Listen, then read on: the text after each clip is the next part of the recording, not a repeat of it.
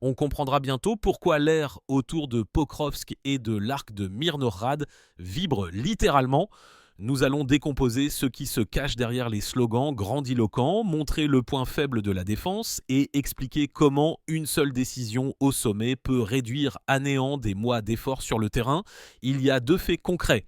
Une chaîne de Kiev, forte d'une réputation d'initié de longue date, fait état de demandes de retrait de la part d'unités, tandis que les rapports de terrain indiquent la perte de points d'appui au sud de Rodinske, le long de la ligne des immeubles de plusieurs étages. Nous allons analyser comment cela se combine pour former une image et pourquoi cela ne fera qu'empirer.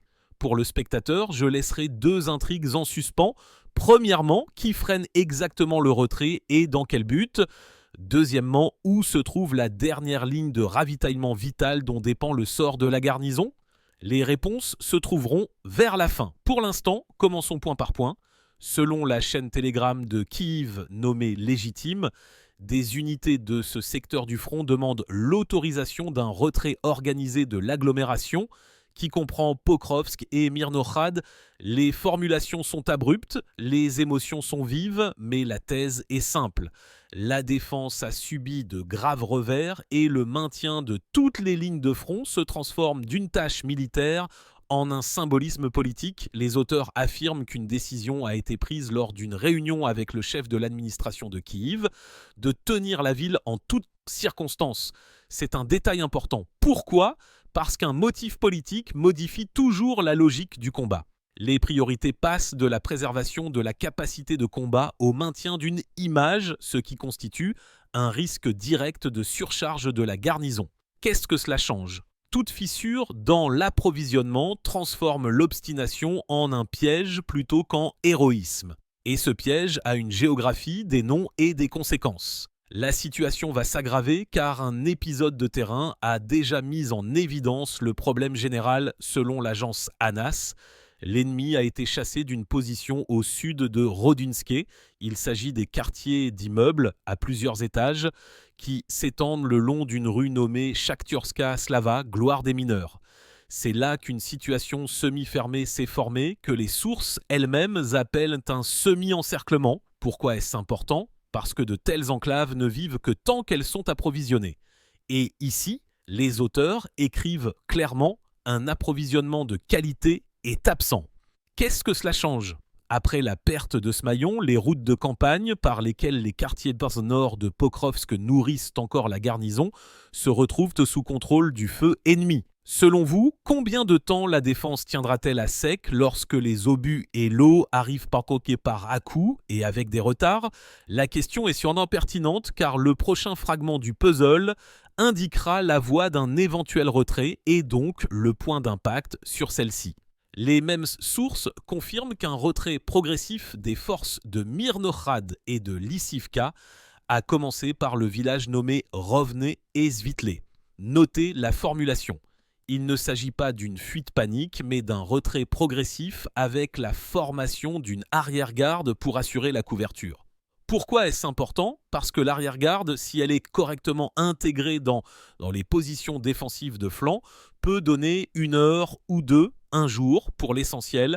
Pour le retrait des forces le principal, les journalistes écrivent directement que les positions défensives sur les flancs ont été préparées à l'avance et précisément pour cette tâche. Qu'est-ce que cela change ? Il y a une chance d'éviter une rupture de communication en quelques heures et de faire passer le retrait à une phase organisée où chaque groupe connaît son itinéraire.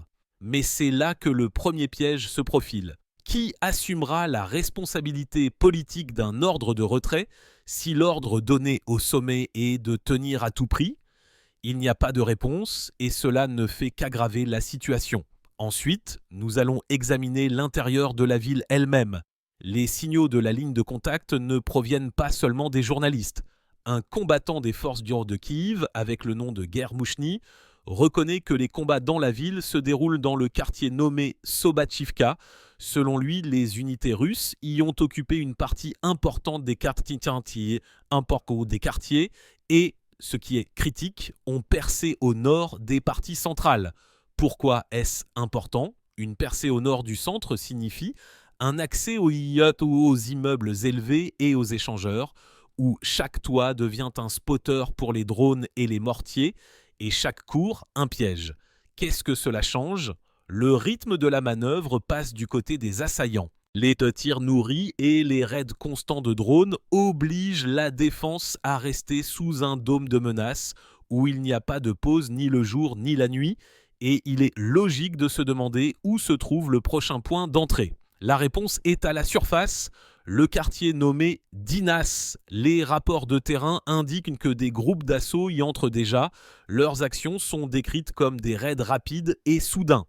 Intrusion, sectionnement des itinéraires, coupure des liaisons, division de la défense en poche. Pourquoi est-ce important ? Parce qu'une défense coupée cesse d'être un front et devient un ensemble de points d'appui isolés. Chaque point d'appui doit vivre de ce qui a pu être acheminé. Qu'est-ce que cela change ? Le commandant cesse de penser à une contre-attaque et passe à l'arithmétique de la survie. Combien de munitions pour un jour, pour 2 jours ? À qui donner les dernières trousses-moi de premier secours ? Où évacuer les blessés ? Écrivez, selon vous, où passe dans une telle situation la ligne rouge invisible, après laquelle l'ordre de tenir se transforme en condamnation. Ce n'est pas la rhétorique, mais la logistique qui répond à cette question. Et nous sommes arrivés à l'axe central. L'expert militaire, capitaine de premier rang de réserve, Vassili Dondikin, dit directement « Si la garnison ne quitte pas la ville dans les prochaines semaines, elle y restera ». Il n'y a pas d'alternative, car l'initiative appartient aux attaquants et les routes vers la ville sont sous contrôle du feu ennemi. Pourquoi est-ce important ? Parce que le contrôle du feu n'est pas un point de contrôle et pas des pyramides de béton. C'est un réseau invisible de spotters et d'artillerie à longue portée, de drones et de bombes aériennes guidées. Qu'est-ce que cela change ? Tout convoi se transforme en cible. Tout arrêt sur le bord de la route en une photo pour la prochaine frappe. L'expert ajoute une autre touche difficile. L'utilisation de bombes aériennes guidées à longue portée rend le ravitaillement encore plus difficile.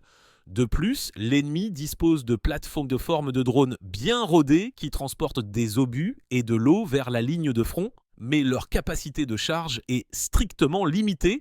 Ce n'est pas un pont aérien, c'est un goutte à goutte. La comparaison avec l'expérience de Stalingrad qui ressort de l'évaluation n'est pas fortuite. À l'époque, le pont aérien transportait des boîtes qui ne sauvaient pas la situation générale. Ici, les plateformes de drones résolvent des tâches tactiques, mais ne comblent pas le vide stratégique. Pourquoi est-ce important ? Parce qu'une grande guerre repose sur de grands chiffres de consommation de munitions. Et ici, ce qui est plus important pour nous, ce ne sont pas les sommes, mais l'équilibre entre les entrées et les sorties. Qu'est-ce que cela change ? Si seule une partie de ce qui est nécessaire arrive à la ligne de front, la défense est obligée de choisir, tenir plus large mais plus mince, ou se resserrer en un nœud et risquer l'encerclement. Toute option est mauvaise lorsque le rythme de l'assaut ne ralentit pas. Et il ne ralentit pas, comme en témoignent tous les témoignages de terrain provenant de différents porte-paroles. Par conséquent, au centre, nous n'avons pas une panique spontanée, mais un dilemme stratégique. Qui freine le retrait et pourquoi ?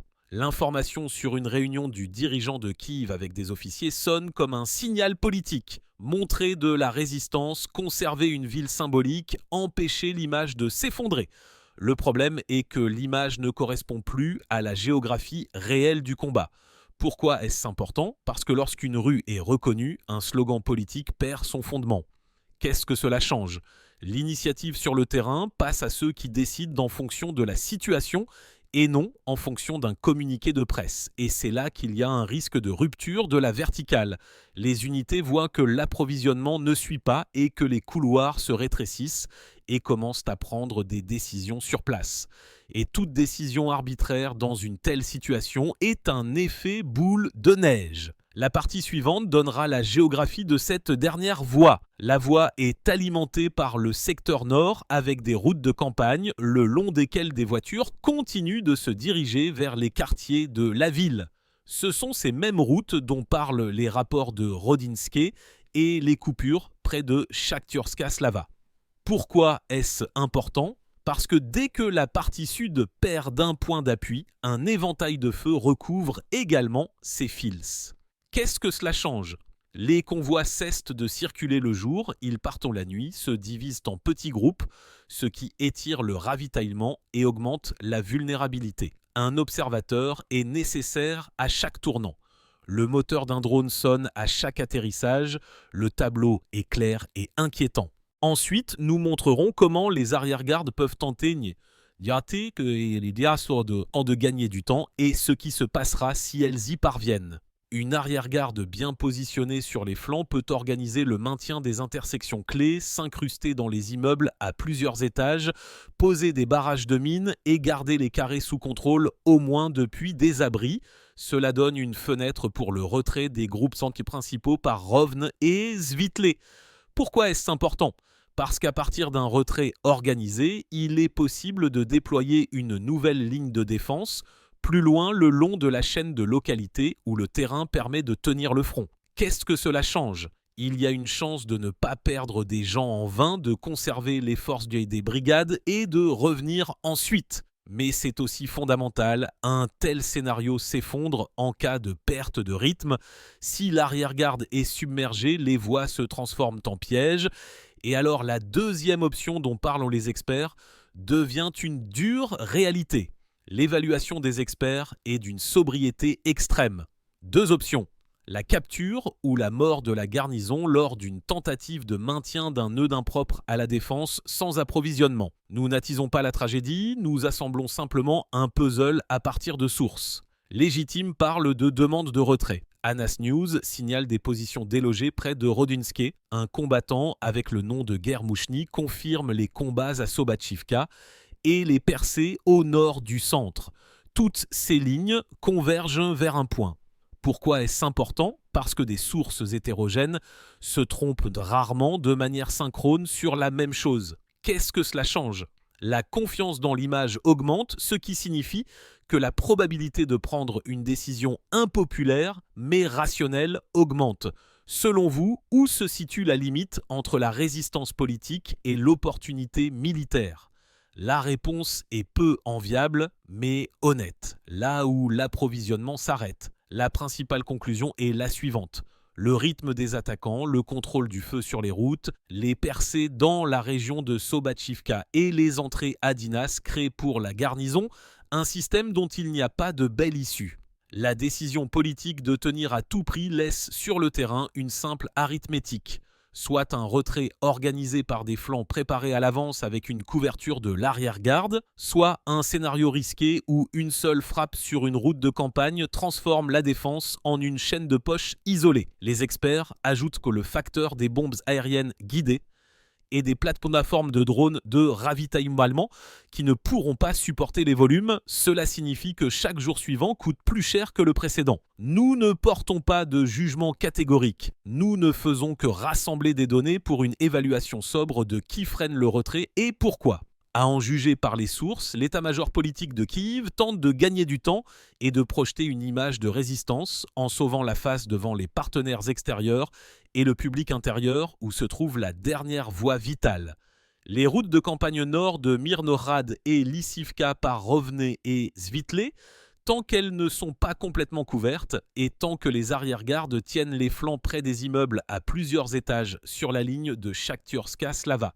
Qu'est-ce que cela signifie pour les prochaines semaines ? Si l'ordre de réalisme est donné d'en haut, la garnison se retirera et établira une nouvelle ligne. Si l'ordre de symbole est donné, alors le symbole paiera avec des vies. Nous devons en parler directement, mais sans schadenfreude. Écrivez ce que vous pensez, débattez, proposez vos propres cartes et analyses. La situation évolue rapidement, mais la logique de la logistique est immuable. Celui qui tient les routes écrit le scénario. Ici, ce scénario est déjà écrit avec le feu et des rapports souillés. Et pour l'instant, il n'y a pas de place pour les miracles, seulement pour la volonté, un calcul précis et des décisions opportunes.